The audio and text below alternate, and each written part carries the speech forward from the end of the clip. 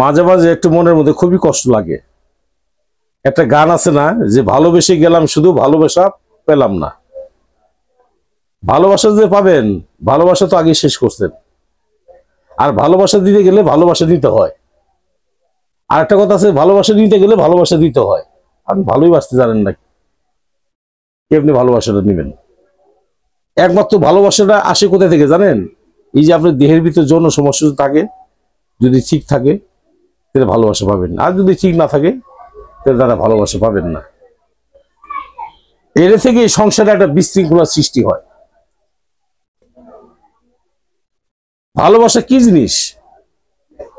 আপনি যে ভালোবাসবেন স্ত্রীকে, একমাত্র ওটা থেকেই তো ভালোবাসা আসে। আপনি দিতে পারলেন না, নিবেন কেমনে? আমি আপনাকে অনুরোধ করি, এই সমস্যা যদি আপনার থাকে, যৌন সমস্যা, দয়া করে দ্রুত চিকিৎসা দেন, এটা ভালো করেন। এই রোগটা এমন একটা রোগ, ইজ্জত থাকে না, মান ইজ্জত থাকে না। আপনার মান ইজ্জত যদি না থাকে, টাকা পয়সা দিয়ে কি করবেন?